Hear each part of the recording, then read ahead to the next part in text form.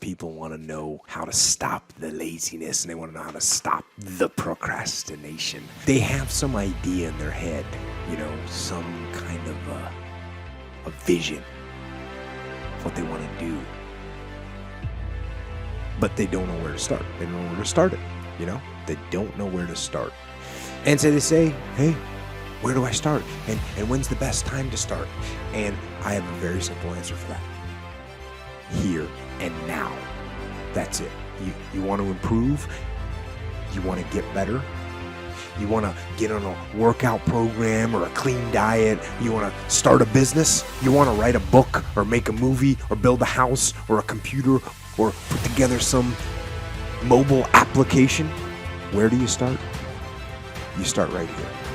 And when do you start? You start right now. You initiate the action aggressively. You go. Because the idea isn't going to execute itself. And the book isn't going to write itself. And the weights out in the gym, they're not going to move themselves. You have to do it, and you have to do it now. And that means you got to stop thinking about it and stop dreaming about it and stop researching every aspect of it and reading all about it and debating the pros and cons of it. Just start doing it. Take that first step and make it happen. Get after it. And get after it here and now. Start before you're ready. If you wait until you feel ready to do anything meaningful, you're going to be waiting for the rest of your life. Among the people who are the most successful, the happiest, the people who are actually contributing the most, they all have one thing in common, and it's this. They all start before they're ready. You see, I think you've misidentified the enemy here, because the enemy, it's not making mistakes. It's not changing your mind, and the enemy is not your fear. The only enemy that you need to defeat, my friend, is not getting started. This is what most of us just fail to realize.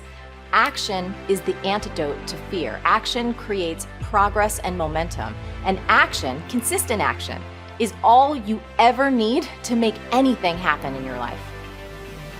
You're never, ever, ever, ever going to feel like doing the things you need to do in order to have what you want. You're always going to need to push yourself. You're always going to need to parent yourself. So what is the net advice on this? What is the bottom line? The bottom line is no one's coming. No one. No one's coming to push you.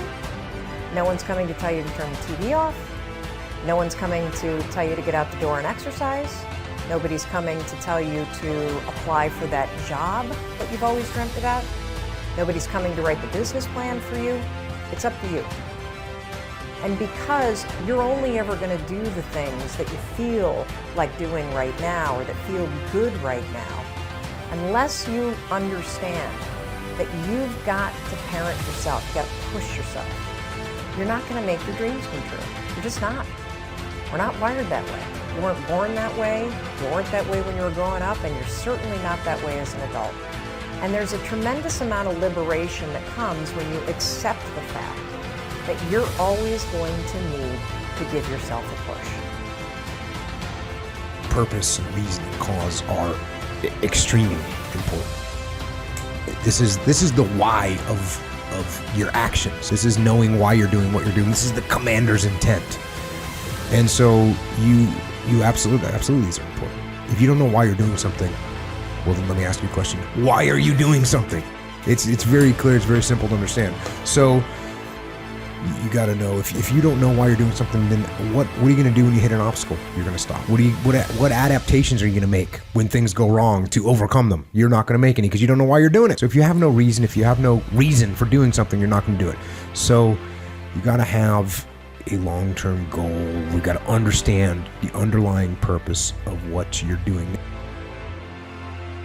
You know who you have control over? You. You don't have control over your 9-year-old kid. You might think you do, but you don't. You don't have control over your wife to just make her, get in the game. Oh, you want to stay on the program. You want to cook whatever 14 chicken breasts on a Sunday night, so you got 2 a day during the week. Honey, make it happen. If you are a good leader and you explain what your goals are and you get her on board with the program, then yeah, guess what she's doing on Sunday night? Helping you cook some chicken breast for the week. But this is just like anything else, man. This is just like any other leadership situation. You want to blame the team when something's going wrong? That's not going to get you a solution. You need to take ownership of the problem. You need to get the problem solved. And when I say get the problem solved, this doesn't mean impose your will on the team. That means you need to lead the team. And there's a big difference. I don't quit. I'm resilient. I own the number one skill, the number one talent required to eventually win. I already have. I can't quit. You'd have to kill me to get me out of chasing my dream, right? So number one, I want to point it out as the number one gift. The best ability is availability. Do you have it? Have you decided to have it? Is it something you're going to possess the rest of your life? And those of you that do have it already, I need you to take an inventory, be aware of it, and be intentional with crediting yourself as you're listening to this or watching it today into the bank of your self-confidence, into the bank, into the deposits you make in your identity, because it has everything to do with winning. Every guest you've seen on my show, all the people that I've coached, all have different talents, skills, and abilities. What's the one they all have? The ability to stay present, the ability to stay in the fight, to have not quit. You think, well, that's not a big deal.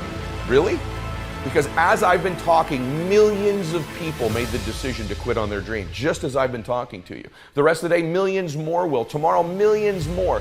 Every day, literally millions of people quit on one of their dreams, their dream relationship, their dream business, their dream body. So quitting has become the number one habit in the world by people that end up losing. And I'm telling you, it happens every day, every second, everywhere. Just the fact that while I've been speaking, you're still after your dream, you're ahead of them. You don't give yourself enough credit, because eventually what I found, it looks like winning's this huge competition. But every day, every week, every year, every decade as time goes by, you're gonna find that you're competing with a smaller and smaller and smaller group of people for your dream, because so many of them will just quit.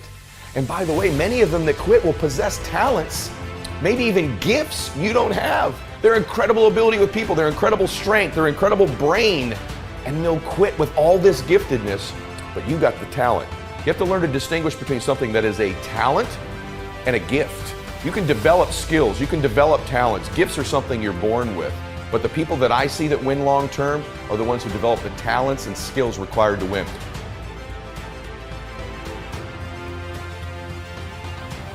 You know what I had? I had the ability to keep hitting the piñata in my life, to stick around long enough. And by the way, when you eventually win, it's not just you that gets all the candy, that gets all the victory, that gets all the money. Lots of people around you, many of which who you were hurting originally with that bat, many of them who were trying to talk you out of it, they get to celebrate in the candy too. My prayer for you is that you begin to think about this analogy. The piñata of your life, the piñata of your business, the piñata of your body. As you're swinging away, I'm here to tell you, even though it doesn't feel like it, you're getting closer to the candy. And if you can add more people, celebrate. It's okay that you feel disoriented. It's okay that it feels blinding and you don't know exactly what direction to go. Just like these precious babies with the piñata. It's okay that you miss it once in a while. It's okay that you get tired once in a while. But as long as you keep after it and you keep pounding away that compound effort of your pounding, I can promise you there's candy someday. And everybody around you will jump on it and celebrate. That's my wish for you today as you listen to me. Of all the skills I'm going to teach you, that I've taught you, and if you've not listened to my other shows, I teach you about listening, transfer energy, how to close, how to change your identity, how to live blissfully dissatisfied, how to unlock your success code, all of the very detailed things I teach. Today is the most important thing, is that as you learn all these skills, it'll help you with the blindness. Every single skill you learn, you'll see clearer and clearer and clearer. But if you don't develop the talent, the number one skill in the world, which is to keep hitting the piñata and to stick around until the candy comes out, because here's the deal. Someone's gonna get the candy in life. There's always candy in life. That piñata eventually always breaks down. Do you want to be the person who was there in the beginning, hitting as hard as you could and sacrifice it, and maybe hurting the people around you, and never get the candy? Or are you going to get something for your pain? Are you going to get something for your effort? Are you going to get something for the sacrifice you're making? You got to get something for this pain. You got to stick in the game until the candy comes out, and then we all get to celebrate.